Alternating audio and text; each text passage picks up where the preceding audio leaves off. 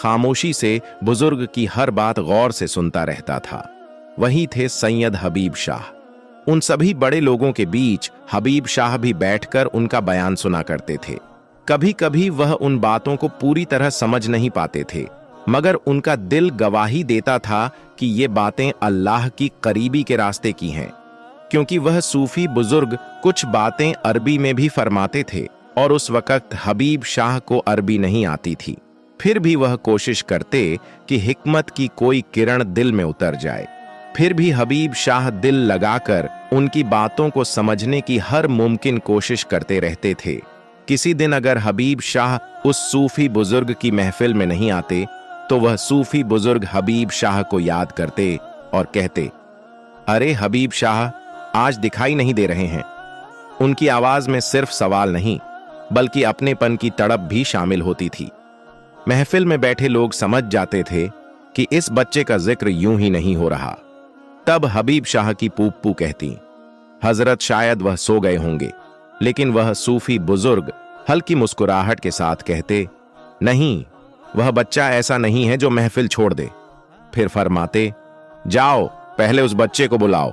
वह बहाने से कहते, वह दिखाशन बहुत अच्छा बनाता है, उसे बुलाकर लेकर आओ। असल में उनकी नजर दिखाशन बनाने पर नहीं बल्कि उस मासूम के दिल पर थी। वह पहले ही जान चुके थे कि इस बच्चे के सीने में हक को पहचानने वाला दिल धड़कता है। असल में वह सूफी बुजुर्ग उस मासूम बच्चे हबीब शाह को पहचान गए थे। वह जानते थे कि हबीब शाह के दिल में मारिफत की बातें जानने का जुनून है। उस सूफी बुजुर्ग की नूरानी निगाह हबीब शाह पर थी। हबीब शाह सूफी बुजुर्ग की खिदमत करते। उस सूफी बुजुर्ग ने हबीब शाह को अपना मुरीद बनाया। अब हबीब शाह को समाज में आने लगा कि जो अब हबीब शाह ने सोचा, अब मैं अरबी पढ़ूंगा।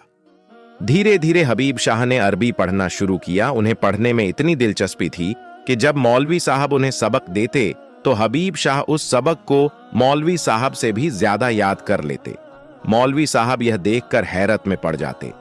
बीच में एक अजीब बात यह थी कि हबीब शाह सिर्फ किताब नहीं पढ़ते थे बल्कि उनके दिल में ऐसा लगता था जैसे हर लफ्ज नूर बनकर उतर रहा हो।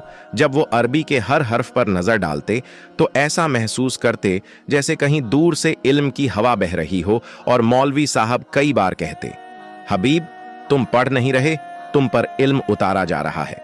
क्योंकि बाकी बच्चे उनके मुकाबले बहुत पीछे थे। लेकिन हबीब शाह की यह दिलचस्पी देखकर मौलवी साहब बहुत खुश होते। वो भी उन्हें पूरे दिल से और बड़े प्यार से पढ़ाते। कुछ ही दिनों में हबीब शाह ने अरबी पूरी कर ली। फिर उन्होंने कुरान शुरू किया और उसे भी पूरा कर लिया।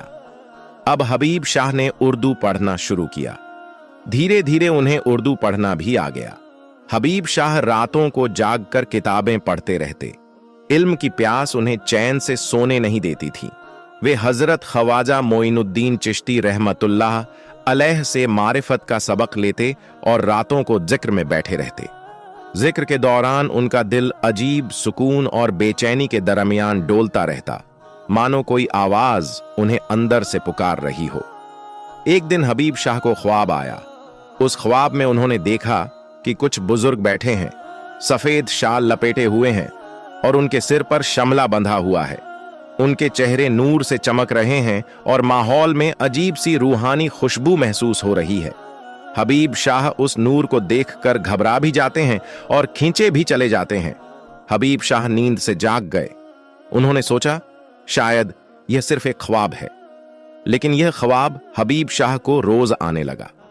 हर बार ख्वाब के बाद उनके दिल में सवाल और बढ़ जाता और बेचैनी गहरी होती चली जाती। हबीब शाह ने यह ख्वाब अपने पीरो मुर्शिद के सामने सुनाया। पीरो मुर्शिद ने गहरी खामोशी के बाद कहा, बेटा, जो तुमने ख्वाब में देखा है वे बहुत बड़ी शख्सियतें हैं। अभी तुम्हारे लिए सिर्फ सब्र और इबादत जरूरी है। यह सुनकर हबीब शाह परेशान हो गए और सोचने लगे कि इसका जवाब मुझे कौन देगा। कुछ दिन बाद हबीब शाह के पीरो मुर्शिद बीमार रहने लगे। बीमारी के उन दिनों में उनका चेहरा सुकून से भरा रहता था, जैसे दिल पहले ही रब से जुड़ चुका हो। जब उनका आखिरी वक्त करीब आया तो उन्होंने हबीब शाह को अपने पास बुलाया। हबीब शाह अपने पीर और मुर्शिद का हाथ पकड़कर फूट फूट कर रोने लगे। उनकी आंखों से आंसू थमने का नाम नहीं ले रहे थे। तब पीर और मुर्शिद ने बड़ी नरमी और मोहब्बत से कहा, हबीब, तुम क्यों रो रहे हो? जो अल्लाह के वली होते हैं वे इसी दुनिया में अल्लाह को पहचान लेते हैं। इसी को मारिफत ए इलाही कहा जाता है, यानी अल्लाह की पहचान। उनका रिश्ता जिस्म से नहीं, रूह से होता है। मौत उनके लिए जुदाई नहीं, बल्कि अपने रब से मुलाकात होती है। जो रब को पहचान लेता है वह कभी अकेला नहीं होता। जिस अल्लाह के नूर से वह बनकर इस दुनिया में आया था, उसी नूर में वापस मिल जाता है। जिसने इस दुनिया में अल्लाह को नहीं पहचाना, तो वह हश्र के मैदान में उसे कैसे पहचान पाएगा? तुम्हें भी अल्लाह ने इसी मकसद से चुना है। हर किसी को यह राह नसीब नहीं होती। जिस दिल में तड़प होती है, उसी को सच्ची तलाश दी जाती है। जिस बंदे से अल्लाह बहुत मोहब्बत करता है, उसे वह धीरे धीरे अपने और करीब लाता है। कभी इम्तिहान के जरिए तो कभी सुकून के जरिए। उसी के दिल में अल्लाह अपने वली की मोहब्बत डाल देता है, ताकि वह राह भटके नहीं और किसी कामिल रहनुमा का दामन थाम ले। लेकिन मेहनत करना तुम्हारा काम है। इबादत, सब्र और सच्चाई के साथ आगे बढ़ते रहो। अल्लाह बाहर कहीं नहीं है, वह तुम्हारे अंदर ही है। अपने दिल की गहराइयों में उतरकर उसे पहचानने की कोशिश करो। आगे चलकर तुम्हें एक बहुत बड़े सूफी बुजुर्ग मिलने वाले हैं, जो पीरों के पीर हैं और वलियों के सरदार हैं। वो तुम्हारी जिंदगी में आने वाले हैं। वही तुम्हें कामयाब बनाएंगे और अपनी खिलाफत से नवाजेंगे। बस तुम्हें मेहनत करते रहना है। यह कहकर हबीब शाह के पीर और मुर्शिद ने अकरी कलमा पढ़ा और इस दुनिया से पर्दा फरमा गए। यहीं उनका इंतकाल हो गया। हबीब शाह ये देखकर बिलख बिलख कर रोने लगे। बाद में हबीब शाह के पीर और मुर्शिद की दरगाह बनाई गई। उनके जाने के बाद हबीब शाह के दिल में अल्लाह को पाने की चाहत और भी गहरी हो गई। हबीब शाह हर सूफी बुजुर्ग के पास गए, दिल में एक ही सवाल लिए, उम्मीद और तलब के साथ। वह हर दर पर झुके, हर अहले दिल से मिले, लेकिन उनके ख्वाब की ताबीर कोई भी नहीं बता सका। हर दिन उनकी बेचैनी बढ़ती गई और अल्लाह को पाने की चाहत और गहरी होती चली गई। फिर एक दिन हबीब शाह की जिंदगी में एक शख्स आया, जिसका नाम सैयद रज्जा का था।